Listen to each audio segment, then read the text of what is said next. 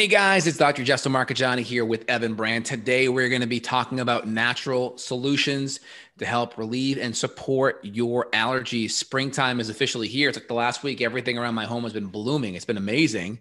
Love that feeling of that transition from end of winter to spring. So that's really exciting. But with that comes a whole host of other challenges with allergies and sinus issues and headaches and runny nose and itchy eyes. And we're going to talk about natural solutions that we implement with our patients clinically in real life that actually get results, not just, stuff you read in a blog post, but real stuff. Evan, how are we doing, man? Oh, doing pretty good. Why don't we talk about the conventional approach first? I think it's good when we do that comparison and that contrast for people. So you go down the street, you see the Joe Blow allergy clinic, you walk in, they give you some type of medication and you go home. And that's pretty much as far as it goes in regards to treating allergies. And, they have different options. I know some people get shots. I know some people do nasal spray. Some people do antihistamines orally. So there are several options, but they all have the same goal, which is really just a Band-Aid. It's trying to block receptor sites, maybe decrease inflammation somehow from a drug perspective, but it's not addressing the root cause of the allergies in the first place. And I'm not going to speak for you, but my opinion is that allergies are a side effect. Humans have been outside for forever. And now all of a sudden we can't tolerate the outdoors and we need drugs to manage us to handle the outdoors. That's not natural. That's not primal. That's not ancestral. I don't think that there is an ancestral allergy. I think this is a new problem based on the toxicity of the planet, but also other issues that we'll get into in regards to the internal health of the human host. 100%. So if we talk about some of the mechanisms of how these medications work, I think that's helpful. Right. And so there's a bunch of ones that are out there. So you have things like Allegra, right, or Claritin. I think they work the same way. They're kind of like an H1 receptor. They're like an antihistamine. They antagonize the H1 receptor. So they're like an antihistamine, right? I think Peptid AC also works, I think, on the H2. So you have antihistamine ones, whether they're Allegra or Claritin. They tend to be more on the antihistamine side. Zyrtec, similar as well. They're a H1 blocker. They block the H1 receptor as well. And so you have a lot of the antihistamines. The problem with those is they come with a lot of side effects like drowsiness, right? Drowsiness, brain fog, cognitive, low energy. So not good if you have to perform, you have to function, you have young kids, right? Most people have to be on it, at 100% to be functioning in the daily life. So that doesn't really work too well. And then you have more advanced things like, I want to say Singulair would be one that would be more antihistamine based. More steroid based, more corticosteroid based. So there's ones that are more steroid based or people that have, more significant allergies, whether it's throat closing or needing an inhaler. Of course, then you have things like albuterol that may get worse, right? And so these are, the steroids tend to get used when there's more advanced allergies.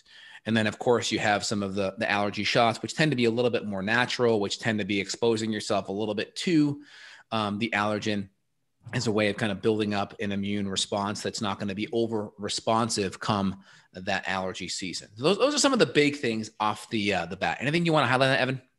Well, I want to highlight the fact that billions and billions of dollars are being spent per year globally with people being on these medications.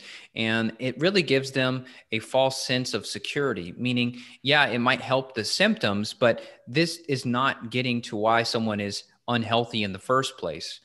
And I could go down a whole rabbit hole with this, but I mean, just because you get a shot for something and now you feel a little bit safer, well, you didn't address the underlying issue with your histamine intolerance in the first place. Is there a gut issue going on? Is there some sort of imbalance with your gut bacteria? You have a lot of histamine producing bacteria. Are you eating a lot of food allergens? And your bucket is already so full of allergens that now the outdoor flower blooming puts you over the edge. See, if everything else in your quote bucket is not filled, you should be able to tolerate the outdoor environment just fine. And so I think we should mention mast cell issues. Mast cell activation could be triggered by mold. It could be triggered by Lyme. It could be triggered by co-infections like Bartonella and Babesia. And you're definitely going to have a lot more issues. Now, I'm not somebody that would say I have outdoor allergies, but I have felt a little different with everything blooming. And I'm just doing my herbal antihistamines to help, which we'll get into. But I know that there was an underlying trigger because for my whole life, 30 plus years, I haven't had allergies. And now I feel a little weird, a little spacey when everything's blooming. So now I'm like, oh, okay, my bucket's full from these other things. So all I'm saying is I just want people to really focus on the whole picture of their whole health. And if you have allergies, that's just the warning light or the check engine light on your dashboard. But there's probably something else under the hood going on that you should address, because there might be other issues that are downstream that you don't even realize are related, like allergies and diarrhea, allergies and constipation, allergies and insomnia, allergies and anxiety and panic attacks and heart palpitations and blood pressure issues and skin issues. I mean, we could go on and on about how allergies is just one piece of this whole puzzle. Yeah, 100%. And then just to kind of recap here, I made a mistake here. Singulair is not a corticosteroid. Essentially is blocking leukotrienes, which are kind of going to be an immune response from the leukocytes. So some of the allergy medications that are going to be on the steroid side, that's going to be like Nasacort, Nasonex, Flonase will be another ones, Rhinocort, that's budesonide. Those are going to be more of the steroid options, which are going to be more severe. Then you have the leukotriene blockers, right, which is the montelukast medication, which is the montelukast sodium, which essentially is the Singulair. And then you have the H1 receptor site blockers or antagonist, and those are going to be like your antihistamines, right? That's going to be like your Allegra, your Claritin, right? Your Zyrtec. Those are going to be more on the antihistamine side. And some make you drowsy. Allegra may not as much. But in the end, like you mentioned, Evan, these medications are not getting to the root cause, especially if you weren't born out of the womb with allergies. This is something that's developed over time, typically because your antigen bucket or your stress bucket has been filling up over time. And diet plays a big role. The more inflamed your body is, the more your immune system will over-respond to allergens in the environment. It's kind of like the more inflamed your back or your joints are, something very simple like going for a walk may inflame your knee or your back. But we know a walk, generally speaking, shouldn't be inflaming your knee or back, right? So it's not a proportional response. Same thing with allergies. It's not a proportional response. Your body shouldn't be responding to allergies like it's a virus or some bacteria in the environment. It shouldn't be. And so the first thing we have to look at is what are the big stressors in your stress bucket out of the gate. So the first thing we look at is diet. One, the solution to pollution is dilution. Are you drinking nice, good, clean, filtered water with extra minerals in it? Are you eating kind of an anti-inflammatory diet, a good paleo template with keeping grains and refined sugars out? And especially if you have allergens, dairy and grains are big ones. And you may have to cut out nuts, seeds, and eggs as well, is a good one out of the gates, where you're focusing on healthy meats, healthy vegetables, dialing in the carbs according to you, and then also having healthy fats that are going to be away from the processed vegetable fats as well is going to be a good thing out of the gates. Yeah, and we've seen people have significant improvements just by getting the diet dialed in. I mean, I've heard 50-60% improvement with allergies just by eating clean. People that were eating gluten for breakfast and dairy for lunch on their salads, doing their ranch dressing and their breadcrumbs and all that crap. And then we get them eating clean, and all of a sudden the allergies are better, and people are either reducing their medication or they're able to completely get off of their medication, which is a big goal for a lot of people. They feel dependent and they feel scared, like, well, what if I travel, or what if I go somewhere and I don't have access to this medication? They feel the same way they do about their eyeglasses. What if I break my glasses when I'm on a desert island and I can't see? People feel that way about allergy medication. They feel very afraid to try to live without it because they know how they'll respond. The good news is it's possible that you don't need it if you can fix all these other issues. Yeah, and histamine is basically an immune response due to these allergens, right? Allergens are just foreign antigens. They're foreign proteins or compounds in the environment, whether it's dander. In Austin, cedar is really, really big this time of year. You can see it. Like literally, you go out in the parking lot and it coats the cars, this yellow cedar. So the first thing is, make sure all the diet and lifestyle things are dialed in. The next big thing, especially if you're outside a lot during the days, is most people's sinuses are full of these allergens and dander and pollens. And so a good sinus flush protocol is going to be big. So during allergy season, morning and night is going to be essential. If it's really acute, you may do morning, midday, and night. But morning and night, you want to be able to go to bed with a clean sinus, and you want to wake up with a clean sinus. You may even want to do it when you're at work as well, or when you come home from work, especially if you're inside for the day, like around 6, 7 o'clock, maybe do it then so you can get some relief. And of course, we're doing a really good saline or a high quality filtered water or a a distilled water solution. We're going to be adding in some sodium bicarb and some minerals, so it's pH balanced, so it won't irritate the sinus mucosa. If you just do a whole bunch of water up there and it's not balanced, it could really create irritation. So make sure it's balanced with minerals. Now, we'll typically do some things that have xylitol in there, which is very good at breaking up bacterial biofilms, and also have some antifungal qualities. So that's wonderful. I'll do 2 to 3 seconds of flow down each nose, blowing in between. That's wonderful. I'll even chase it before with a spray called Xlear Rescue Spray. It's wonderful because it has about 6 different herbs in there, parsley and podiarco and oil of oregano, and they're gently diluted in a pH balanced water with some saline. And so I chase that up because it has an antimicrobial, anti-biofilm effect. And then I flush it out each sinus. And you can do like a good sinus irrigation bottle. There's a Sinus Gator. There's the Nasaline. There's the Neomed bottle, the Xlear bottles. You just type in sinus irrigation or sinus irrigation bottle on Amazon. I'll put the ones that I like below. If you go to my site, justinhealth.com/shop, I have a recommended list of all the things that I use. Evan does as well. And so take a look at those, and we'll kind of have recommendations below in the link so you guys can see it. But the first thing is get the sinuses flushed out, get the crap out of the sinuses. If it's sitting there for 6 or 8 or 10 or 12 hours, it's going to create inflammation. So the first thing is flush it out. And if it's really sticky or like has a hard time flushing, use some of those biofilms to break it down. That's kind of my first recommendation out of the gates there in preventing these things from brewing. Yeah, that's great. And the rescue is intense. So if you're like super inflamed, take it easy. I love it though. It feels amazing. And then also we like silver too. So we will use some professional, we'll use some professional version of silver. We call it Argentin. And that one works great. So I like to do both. I'll do a little bit of the essential oils. And then if we think there's like a more colonization issue with mold or something like that in the sinus, we'll use the silver. And it can be very, very helpful. And I just want to make a note to people because I was one of those guys who said, well, I don't have any sinus problems because I never had any runny nose. I never had like what I thought was a stuffy nose. I felt like I could breathe fine. But man, when I started doing some of the sinus treatment and these protocols, whoa, I realized I had like 30% more breathing capacity. I'm like, whoa, I mean, I really opened all this stuff up. I didn't know it was bad to begin with. So if you're one of those skeptics like me, who's like, oh, I don't have sinus problems, try it and see what happens. You may feel that you can breathe so much better. Oh yeah. And especially if you're like, you got young kids, because you see it with young kids all the time. I have young kids, their friends or whatever they're hanging out with, they got runny noses like nonstop all the time. And I'm like, yeah, your kid's probably got a little biofilm colony up there. You need to work on flushing it out because the more that's hanging up there. So anytime we see a kid, our kids with chronic runny nose for a day or so, we're flushing that thing out within a day or two. We're knocking it right out. And that works phenomenal.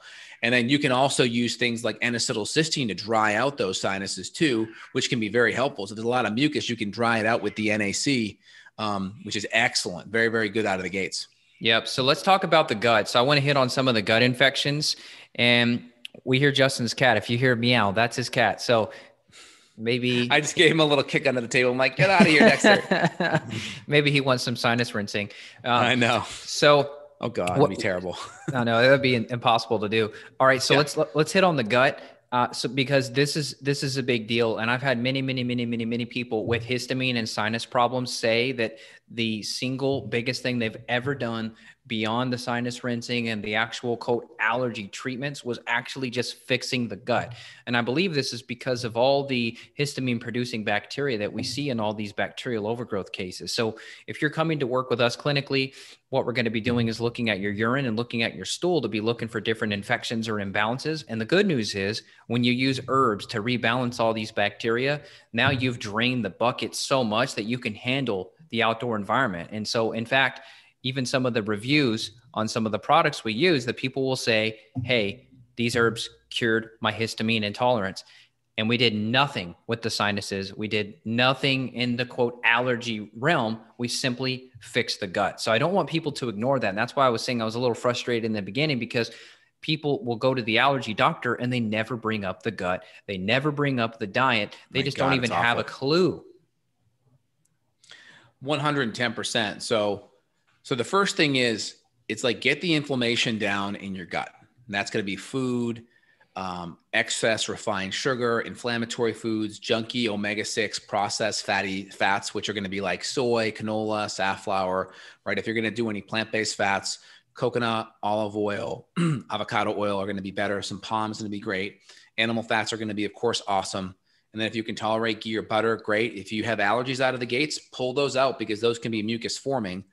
I always say get your allergies straight and then make those one of the first fats you add back in and see how we do. Because if we can handle it, I want you to handle it. I want it in there. And the next thing after you have all the food stuff dialed in and then you're doing sinus irrigation, I like doing the rescue spray first because it is intense, like Evan said. So then I put it up there and I chased it with some saline behind it. Therefore, it flushes it out, cleans out some antihistamine, anti-inflammatory, antihistamine benefits. Because the problem with allergens up the nose, if you're outside and then you come back inside to a nice clean home, even with awesome air filtration, which air filtration is a huge, important component to this, you're still breathing all this dander and pollens up your nose all day long. That's why you got to flush it. And that provides the relief from those allergens. And then, of course, we want a really, really good air filtration. So Evan and I are big supporters of the Austin Air HealthMate Plus, which is good. There's a couple, they have an allergy machine too, but I think the HealthMate Plus is the best out of all of them because of the charcoal, the zeolite. It's a bigger filter, lasts longer, and then it has the potassium iodide coating, which filters out the volatile organic compounds, the VOCs, which you're going to get in mattresses and paints and new furnitures. And that's an extra allergen that could be adding to your histamine bucket as well. Oh yeah. Speaking of air purifiers, I've got a cool update for you here. I'm going to see if I could load the email from one of the head honchos at Austin, because I wanted to ask them about aluminum nanoparticles. You know, they've done some air sampling of what people call chemtrails. Meteorologists say it's a conspiracy and it's a contrail. It's just exhaust vapor. Don't worry about it. Even though Bill Gates' plan just got shut down, they were going to do the solar blocking, basically. Anyhow, but this plane flew into these trails and tested and found that it has aluminum nanoparticles. So long story short, I asked our guy at Austin and I said, hey, hoping to find out if this air system can filter aluminum nanoparticles. And the guy who did analysis on the trails in the sky, he found that the aluminum was around 400 nanometers. And the guy said, yes, 400 nanometers equals 0.4 microns. And the Austin filters down to 0.3 microns at 99.97%. So excellent. Yes, our filters will handle this. No problem at all. So whether or not you believe the geoengineering thing is going on, whether you simply want to filter the allergens plus the stuff out in the sky, either way, you're covered with the Austin. And so contact our office if you want to get a hold of Dr. J or myself, and we would love to help you. I've got one right here in my office and it runs 24/7. And I wish you could smell the air in here because it smells like nothing because it's so pure. I 100% agree. Like there's a lot of controversial things that are out there, but here's the deal. If we just talk about the things that we know, which we know pesticides are out there, right? We know you have VOCs in your home from paints and that new couch you bought and the new furniture. We know that there's allergens out there. We know there's potential smoke, especially if you're in certain areas in California and the West Coast where there's fires throughout the year. We know those things are part of your stress bucket and they're a part of that antigenic load. So you want to at least filter them out. And if we have other things, you know, aluminum salts and barium, other stuff going on there, great. You're also going to have benefits from that as well. So just want to make sure that's clear. The goal is to decrease all the stress bucket, and you're going to be inside sleeping 8 hours a day. You'll probably be inside at least 12 hours a day on average. And most people with the environment and the world of today, a lot of people are working from home. And so having super high quality air is incredibly important. Super high quality water is very important. And then having very nutrient dense, anti-inflammatory, low toxin food is foundational. And then after that, we can kind of talk about natural antihistamines and things to help kind of dry up sinuses. So I like NAC. I like bromelain. I like quercetin. I like stinging nettle. I also like things like potassium bicarb. I also like things like kidney glandular and DAO, diamine oxidase. My plug here is a product called Allerclear, which has some of these things in it. I know Evan has a allergy product as well. Evan, what's yours called? Histamine support. Histamine support. We'll put the links down below. So if you guys are enjoying the content and you want to support the show, feel free and purchase that from us. We appreciate it. We're only recommending things that we recommend for our family and friends and patients. So those are helpful. Now, again, I always draw a line like, okay, what's conventional medicine doing? Zyrtec, Allegra, Singulair, Nasacort, right? We already know they're like antihistamines, H1 antagonists, steroids, right? Leukotriene blockers. That's the mechanism over there on conventional medicine, which we know has more side effects, right? Now, especially with the steroids, that's a big one that can stress out your adrenals and create blood sugar issues and potentially can create issues with joint loss and bone loss. Let me add one thing before you forget, before you move on. So another mechanism that makes you actually worse and more dependent on those medications is that a lot of those conventional medications actually downregulate or deplete your body's DAO production. So Bingo. Now you're even in more trouble. So you mentioned DAO, and you and I like to use that, and that helps with the ingested histamine, meaning if you're going to eat a high histamine food, we can give you supplemental DAO extract, and then that'll help degrade the histamine coming from your diet. However, if you're on those medications, you've now drained your DAO, and you're likely going to have more histamine intolerance, digging yourself even deeper in the hole. So I just wanted to add that in while you're hitting on the compare and contrast. Yes. Yeah. So we have conventional on this side, and then we have like all of these natural things, supplements that I just mentioned, quercetin, bromelain, DAO. Now, these are better. These are much, much better. Less side effects. Some of them are actual nutrient based, like quercetin, glutathione, building blocks, right? Really helpful there. Potassium, super helpful. Kidney glandulars, DAO, but a whole bunch of other B vitamins and B12 and vitamin A in there. So those are actually really good. But I urge you, right? Don't just listen to this and say, well, I'm going to trade my Zyrtec for kidney or Dr. J's Allerclear. Try to actually make root underlying changes. If you're eating a whole bunch of grains and dairy and sugar, try to focus on the root cause stuff. Or if you know you're outside a lot and you're not doing sinus irrigation or you don't have air filtration, try to get the external environment in your home, external environment in your sinuses, and your internal with your body fixed first if you can. Now, it's okay if you go to these supplements at some point, but try not to go to them first, because then we're just kind of acting like conventional medicine, even though these have less side effects. Like Evan mentioned, they don't deplete DAO. Some of them build it up, and some of them also have nutrients. So still better, but we don't want to replace palliative care with just supplements. We want to get to the root cause as well. It's all about getting to the root cause. And it's very simple, but I hope everyone is at least taking their shoes off when they enter their house. I mean, what a simple way to reduce bringing in oil and gas and pesticide, herbicide, and who knows what else. So, if you're not already, take your shoes off before you come in the house. And then if you have any carpet, so there are some carpet cleaning solutions that we use that are essential oil based, where if you had a pet, for example, that brings a lot of stuff in from outside and that's irritating you, you can rinse your carpets with this cleaner. And then also laundry solution. We do have some essential oil laundry solution that we use, and that will actually help to treat mold and pollen and all that on your clothing. So if you're out like rolling in the grass, which is fine, you might want to just treat your clothes a little bit to make sure that they're okay. But let's go back into the supplements, because you were hitting on some good stuff. So also in some of the products you and I use is vitamin C, and vitamin C can actually help degrade the histamine that's in the body. Yeah. So essentially there's like antihistamine degranulators that help break the histamine down. Okay. And then there are essentially antihistamines. They have natural, they decrease the production of histamine, right? And then we have the DAO enzyme support, which does kind of also help degrade the histamine down as well, right? Because DAO, diamine oxidase, helps break the histamine down. Like Evan mentioned, a lot of the medications deplete DAO. So they actually create long-term dependency on it. It's kind of like people that have proton pump inhibitors or acid blockers. Well, it creates more problems because then you're not breaking down your proteins, your fats, and your amino acids. Therefore, you have more issues down the road with other symptoms, right? Got to get to the root. And then Evan kind of alluded it. One big other, let's say, antigen or compound that goes into that stress bucket is if you're washing your clothes or your sheets or your laundry with dryer sheets or any fragrance laundry, no bueno. That's a big, big thing.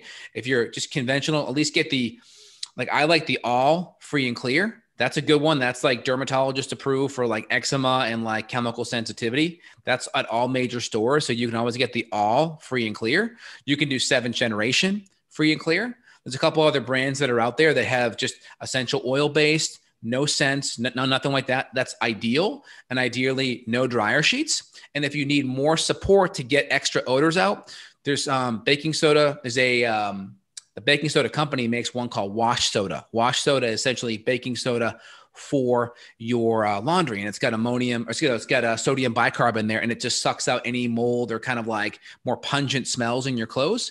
And so if you need that, that's a great way to kind of get your clothes and your laundry clean without extra chemicals and crap in it. Yeah, candles. I mean, hopefully, I don't have to beat the drum on this too hard. Hopefully, you all listening have heard enough of us talking about this. But for anybody new, please get the synthetic fragrances out of your house. You're destroying your hormones.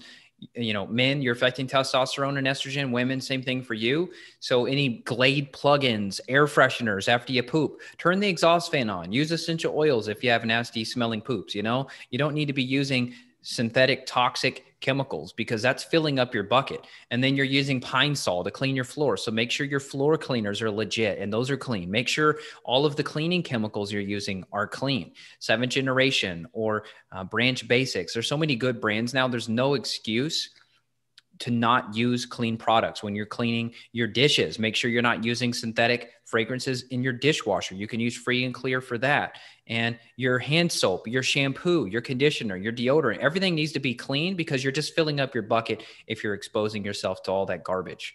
Now, you could do all that stuff and still feel bad. So that's where we come in and do some of the functional testing to assess your gut. We'll look at mitochondrial function. We'll look at neurotransmitters, amino acid metabolism, fat digestion. There's so much that we look at from the testing perspective. We're just giving you some good strategies today that can help, but there still is a deeper layer that we need to investigate. And that's where we come in. 100% out of the gates. And so just to kind of highlight a couple of things there, you talked about the gut. That's important. H. pylori, fungal overgrowth, SIBO can create stress in the gut. That creates more histamine. Imagine that histamine bucket filling up. So as you mentioned, gut issues create a lot of inflammation. Like a lot of these mast cell issues, people are like mast cell, right? A mast cell activation disorder, right? Well, that's just a sign that you're inflamed and your immune system is spitting off histamine. Got to get to the root underlying issue. A lot of people talk about things like it's the cause, but they're really talking about the effect, right? Oh, my arthritis. Well, that just means you have an inflamed joint. What's the cause of that, though? Of course, we know that's the effect, right? Inflammation in that area, pain, right? We know that's the effect, right? But what's the cause? Right. So you have to always say most people in conventional medicine and even natural medicine get people talking about the effects, but don't address the cause. So make sure if you're labeling anything, it's only worth labeling something if you can connect it to a cause. If not, you're just describing the symptoms that are presenting itself, which aren't hard to do. Agreed. So yeah, if you were diagnosed with like a mast cell or you suspected like mast cell activation, MCAS for short, you got to get to the big triggers. I talked about that in the beginning: mold, Bartonella, Lyme, Babesia, any kind of like tick-borne issues, mosquito-borne issues, vectors like that, they can aggravate your system and can cause you to be more allergic. So you may have to treat those things. I know for me personally, I know that just treating Lyme and co-infections has made me feel better with some of my reactions. So you may need to dig a little bit deeper. And that's really where you want somebody on your team, because just trying to do this alone, it can be challenging and you're going to end up with a supplement graveyard and buy stuff you don't need. So yeah, the herbal antihistamines are great, but what led you to need those in the first place? That's the question you need to ask.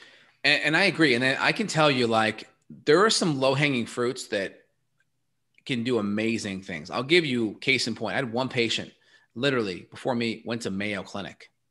She had chronic sinus issues. They're literally telling her that that's it. Like she's already did surgeries, didn't relieve it. They're telling her there's nothing she can do. Just cut out simple things like grains. Her sinus issues were gone. And Mayo Clinic literally told her there's nothing she can do. She's already done the surgery. There's nothing else they can do. All the medications, we just cut out grains, gone. It's like, what? It was that easy? Like sometimes you have to kind of shake you kind of have to give yourself a little wake up, because you think, oh, you're going to have to go into some elaborate protocol. And sometimes simple foundational things move mountains. And you're like, how did that happen? But that's why we kind of have our checklist and our flow chart, and we don't ever skip things, no matter how elemental or easy it seems like it would be. It can move the needle sometimes. Yeah. And I would just totally repeat that in a different story. A lot of people, even practitioners like you and I, we could easily get lost in the weeds. We could go down these complex rabbit holes, and then we could lose sight of the foundations. And I see a lot of practitioners doing that, partially due to marketing, right? They have to become the thyroid guy. They got to become the gut guy. So they'll skip over foundations because it doesn't fit into their brand, which is totally stupid. But my story is, I had a female client a few weeks ago, and she just had extreme shortness of breath. And she didn't know if it was like post-COVID or what it was. But anyway, we looked at her ferritin on her blood work, and all the doctors, she'd been to like 20 doctors. Her ferritin was 7. Oh my God. As you and I know, I mean, if you're less than 20, you're not going to be able to catch your breath. So we started to boost up her ferritin. But in the meantime, based on everything else during the initial call, I thought it could be like a histamine problem as well. So I said, why don't you I'm going to give you this low histamine guide. I want you to just eat low histamine until we get your labs back. When we did the lab review call, she said that it was 90% better. She said that within 48 hours of going low histamine, she was at least 50 to 60% better with her breathing. She could barely catch her breath while we were talking. She could speak in full sentences without having to stop. Just doing the lab review. I'm just pointing out, we didn't even get to look at the data yet. Just the low histamine approach was enough to get her better. So This is, and your allergist is not, I'm sorry. I mean, if you're an allergist out there and you're prescribing low histamine diets, please email us. Maybe we'll do a podcast with you, but I don't think this is happening. And there's people sitting somewhere in an allergy room, an allergy office clinic right now, and they're going to go home with the medication and they're not going to learn a single thing about low histamine diets. Exactly. And I agree. Sometimes low histamine needs to be added on top of maybe our paleo or autoimmune thing. And I have a handful of patients right now where I've had to go to that tool and it can work amazing. Now, what are low histamine paleo foods that are pretty common? Any of your aged meats. So like bacon, those kind of things, pepperoni, salami, even if it's pasture fed or organic. Your citrus fruit's going to be a big one. Sometimes your nuts and seeds. And I would say sometimes your fermented vegetables and your fermented drinks, even if you're like, hey, I want to get my probiotics in naturally, that sauerkraut or that kombucha may be a problem. And sometimes you have to go and pull that out. And so that's a big thing we have to look at. And then also sometimes mold in the environment could be a big thing. Now, I don't go there first because there's too many other things that typically have to go there. So we'll add that to our list. And especially if we have visible mold for sure.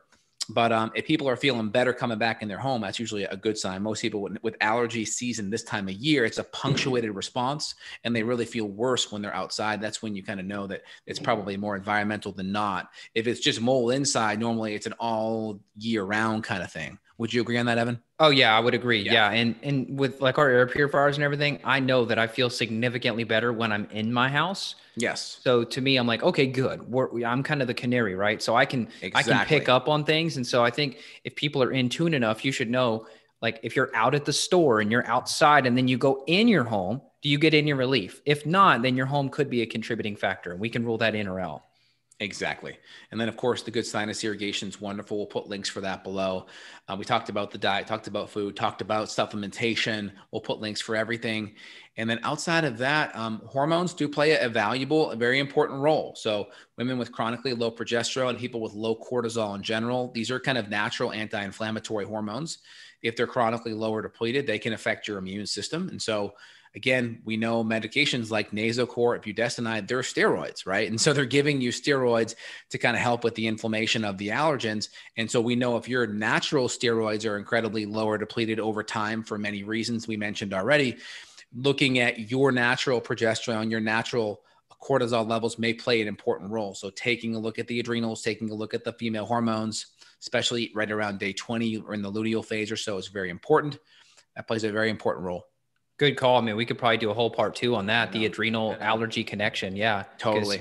I know adaptogens help me feel better. So I don't even think we fully understand adaptogens and how they may help with stress response, but they may help with allergy response too. I mean, there's definitely a really cool, you opened up a whole new can of worms there. So I know. We'll leave it at that. We may want to do a follow-up on this, the hormone allergy connection. That maybe we'll save that for another week coming up.